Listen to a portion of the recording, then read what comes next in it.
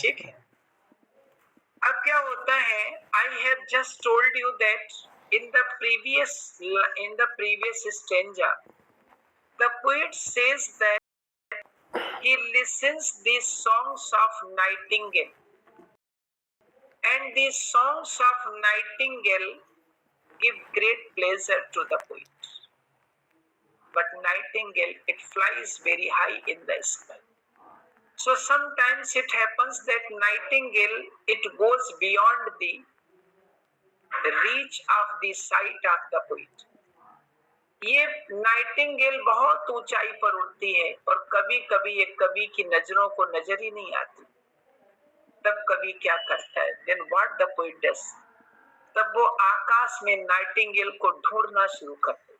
Then he begins to see where nightingale has gone. But unfortunately he does not see nightingale. वो Nightingale को नहीं देख पाता और and at the place of nightingale he watches moon. तब वो चंद्रमा को देखना स्टार्ट कर देता है। तो वो इन्होंने कि to behold the wandering moon, Nightingale की अनुपस्थिति में, in the absence of nightingale, Nightingale की अनुपस्थिति में जो पोएट होता है, जो behold the wandering, वो आकाश में इधर उधर भटकते हुए चंद्रमा को देख। वॉन्डरिंग मतलब इधर उधर भटक। Clear? In the absence of nightingale, nightingale की अनुपस्थिति में to behold the wandering moon, जो कवि होता है वो भटकते हुए चंद्रमा को देखता है। और राइडिंग माने सवारी करना, नियर हर हाईएस्ट मून, चंद्रमा सवारी करते करते चलते चलते रात में हाईएस्ट नून, सबसे ऊंचाई पर पहुंच जाए। जैसे दिन में दोपहर के समय सूर्य हाईएस्ट पॉइंट पर पहुंचता है, वैसे ही रात में चंद्रमा हाईएस्ट पॉइंट पर पहुंच जाता है। ठीक है। लाइक वन, इस चंद्रमा की स्थिति उस व्यक्ति के समान लगती है that had been led astray. एक वर्ड होता है लीड एस्ट्रे, ध्यान रखिएगा। लीड एस्ट्रे का मतलब होता है रास्ते से भटकना। वैसे तो एस्ट्रे माने होता भटकना, लीड माने ले जाना, रास्ते से भटकना। तो लाइक वन, इस चंद्रमा की स्थिति उस व्यक्ति के समान लगती है that had been led astray, जैसे कि कोई व्यक्ति रास्ता भूल गया हो, ऐसा ये चंद्रमा लगता। थ्रू द हेवेंस, ये आकाश में टहल रहा होता है, वाइड, जो विशाल आकाश है, पाथलेस वे, जहां कोई रास्ता है ही नहीं, क्योंकि आकाश में रास्ता थोड़ी है, पाथलेस वे। यहाँ पे ये चंद्रमा भटकता हुआ नजर आता। एंड ऑफ्ट, और अक्सर, as if her head she bowed, ऐसा लगता है कि जैसे चंद्रमा ने अपने सिर को, वोड माने झुका लिया हो। देखिए चंद्रमा के लिए शी का इस्तेमाल किया गया, क्योंकि सूर्य को मैस्कुलाइन जेंडर अक्सर कहा जाता है, चंद्रमा को फेमिनाइन जेंडर में लेते। हालांकि हम लोगों को चंदा मामा पढ़ा जाते हैं, है ना, लेकिन जनरली चंद्रमा जो होता है फेमिनाइन जेंडर को माना जाता है, मानते हैं इसको। ठीक है, इसीलिए यहाँ पे शी का इस्तेमाल किया गया। एंड ऑफ्ट, और अक्सर, as if her head she bowed, चंद्रमा अपने सिर को झुका लेता है। ठीक है, स्टूपिंग, झुका हुआ है, थ्रू ए ग्लीसी क्लाउड, ग्लीसी कहते हैं रुई जैसे बादल, ऐसा लगता है जैसे चंद्रमा रुईदार बादलों के बीच अपना सिर झुकाए हुए इधर उधर टहल रहा। क्लियर बेटा? रीडिंग लगा, रीडिंग लगा। Read this stanza if you find in the absence of nightingale, when the poet tries to see sky, he only finds moon, he does not find nightingale. He watches that moon is moving here and there, it is riding and riding and reaches at the top. As during the daytime the sun reaches at the top at noon, similarly at at midnight the moon also reaches at the top. There is no particular way where the moon moves. It appears as if the moon has gone away from the right path. It has been led astray. It can be seen moving here and there in the sky where there is no path. And sometimes it also appears that the moon has bowed its head through the clouds which are made of cotton. Okay? Clear हो गया बेटा? Yes, sir. ठीक है. आज समय oft अक्सर on a plate. Plate माने होता है मैदान या कोई भूमि, ग्राउंड. Rising ground. अक्सर कभी जो है वो राइजिंग ग्राउंड पर खड़ा हो जाता है, यानी कुछ उठी हुई जमीन पर खड़ा हो जाता है. और आई हियर, और वहां खड़े होकर के मैं सुनता हूं. क्योंकि जब शाम होती ना,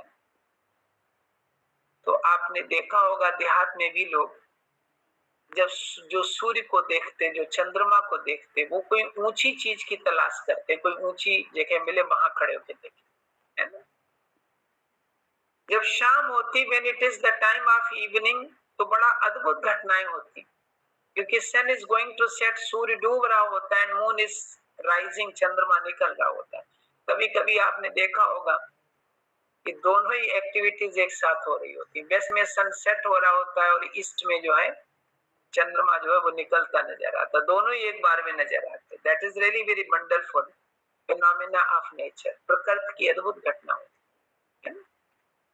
तो यही पोइट कहता है कि जब शाम हो जाती है तो ऑफ्ट अक्सर on A plate of rising ground, मैं क्या करता हूं, मैं एक ऊंची जमीन, जो उठी हुई जमीन है, उस पर खड़े होकर के चंद्रमा को देखने लगता हूं या सूर्य को देखने लगता हूं.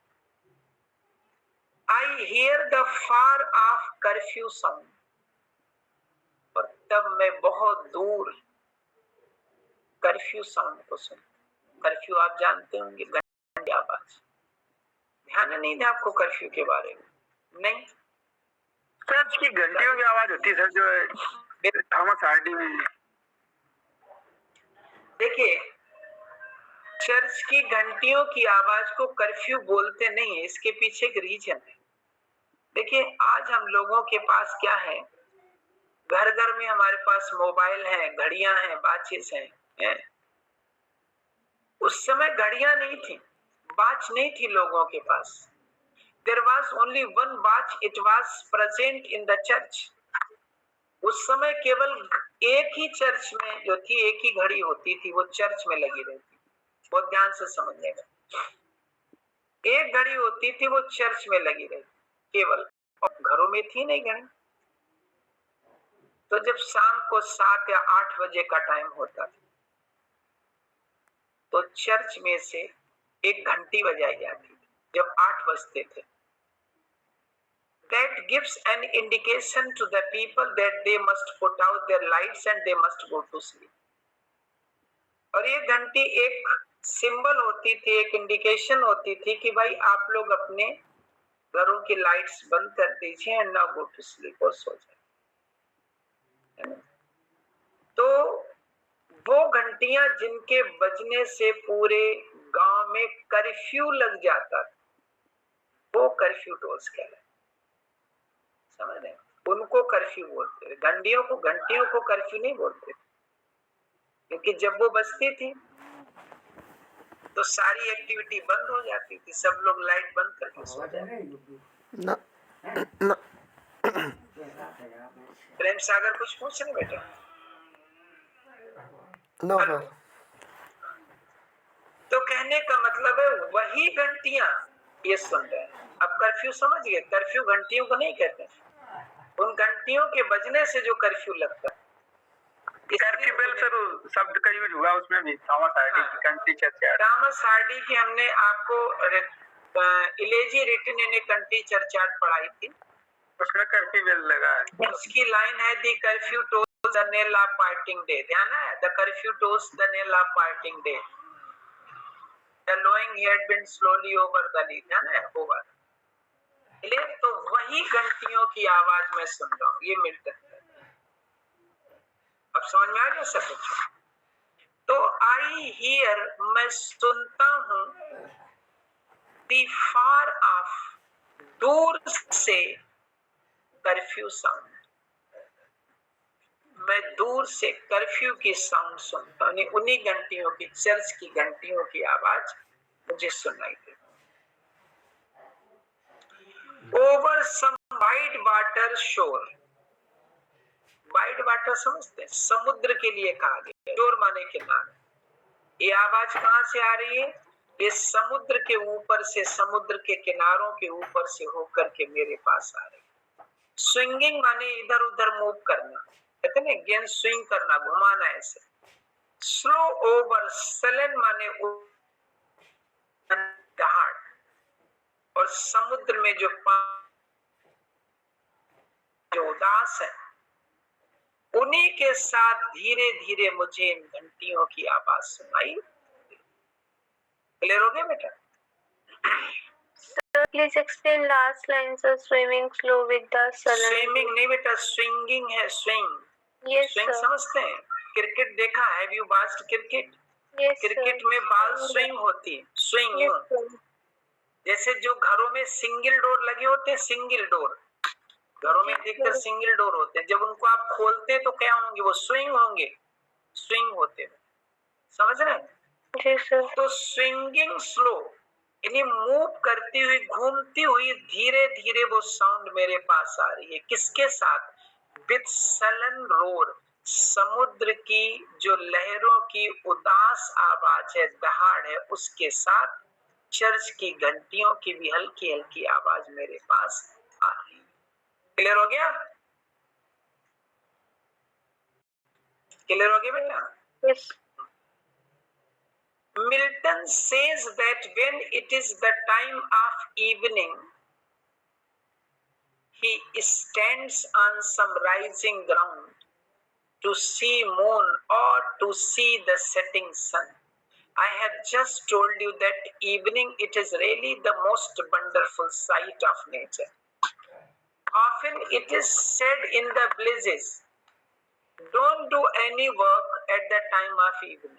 गांव में कहा भी जाता है, शाम हो रही है, कोई काम मत करो, काम बंद करो, ठीक है? कोई खा रहा है तो खाना बंद करो, क्योंकि उस समय एक बहुत ही, क्योंकि अब हम लोग प्रकृति से बिल्कुल अलग हो गए, है ना? हम लोग प्रकृति के साथ जीते ही कहाँ, है ना बेटा?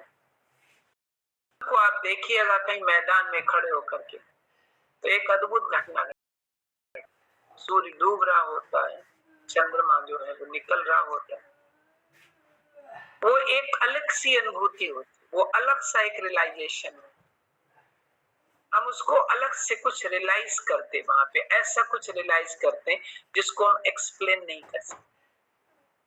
हो सकता है कुछ बच्चे सोच रहे हो कि सर हम तो कभी रियलाइज ही नहीं किया कुछ। सर हमारा किया किस सर हमारा मम्मी बहुत सारे नियम बनाती है, शाम सुबह अगर दोनों पैर मिलती हैं तो खाना नहीं खाते हैं, कहीं कुछ नहीं, वो होता है। अब आप लोगों को हम बताएं महसूस कैसे करेंगे। एक छोटी सी बात, एक थोड़ा सा टॉपिक आपका इस सब्जेक्ट से हटके है, थोड़ा सा अलग टॉपिक हम ले रहे हैं 2 मिनट के लिए, क्योंकि हमसे अक्सर लोग कहते हैं इस चीज को महसूस करिए। फ्लावर देखा, फ्लावर को देखकर उसकी ब्यूटी महसूस करिए, ऐसा अक्सर हमसे कहा जाता है, लेकिन कोई हमें नहीं बताता महसूस कैसे करें। सर चंद्रमा निकल रहा, उसकी ब्यूटी, उसकी खूबसूरती को हम कैसे महसूस करें? देखिए 2 चीजें हमारे पास हैं। पहली बात तो एक छोटा सा एग्जांपल समझिए कि अगर 2 लोग आपके पास बैठे हैं, बहुत ध्यान से सुनना, और एक चीख रहा है और एक धीरे धीरे बोल रहा है, one is crying another is whispering. एक चीख रहा है, एक धीरे धीरे बोल रहा है, इसकी आवाज आपको सुनाई देगी, पता है? एक अलग से मैं आपको समझा रहा हूं, किसी की नहीं सुनाई देगी। चिल्लाने वाली से सुनाई देगी। चिल्लाने वाले। साजिद समझ में आ रहा कुछ नहीं? ये थोड़ा सा फिलोसफिक टेस्ट था, थोड़ा फिलोसफी में आपको ले गया, है ना? तो the poet says that when it is the evening time, he stands on some rising ground, and from where he watches either the rising of the moon or the setting of the sun. He says that it is the evening time, and in the evening time he listens the sound of the wells. This sound is coming from some church. And these bells are called curfew. Why? Because when these bells are rung, a type of curfew is imposed in the village. When this bell is rung, it is an indication to the people of the village that they must put off their lights and they must go to sleep. So as soon as the bells are rung, a curfew is imposed in the whole village. So that's why these bells which are rung in the church, they are given the name curfew tolls. Okay. So John Milton, he says that he is listening the sound of these curfew bells, and this sound is coming to him over the sea. This sound is coming to him over the shore of the sea. And this sound is not coming directly to the poet. It is swinging, and it is also mixed with the roaring sound of the sea. Sea is, sullen means sad, and this sound of the sea is liked by the poet. Why? Because here he is invoking, here he is inviting melancholy goddess. So that's why the bell which is rung in the church, its sound is coming to the poet with the sullen sound of the ocean. So this thing gives somewhat comfort to the poet. देखिए, शाम की जो घंटी बजाई जाती है वो भी एक सैडनेस का सिंबल होती है, ध्यान रखिएगा, क्योंकि ये काय का सैडनेस होता, इट इज रंग at the death of this day, जब दिन की डेथ हो जाती तभी तो वो घंटी बजाई जाती। शाम को आप देखना, कभी भी आप कहीं भी हो अपने घर से, पहली बात तो जितना घर से ज्यादा दूर होंगे उतना घर की ज्यादा याद आएगी, ध्यान रखिएगा। अगर आप बरेली में रह रहे हैं, बरेली में ही घूम रहे हैं, तो रात के 2 बज जाए 4 बज जाए अपने घर की याद नहीं आएगी।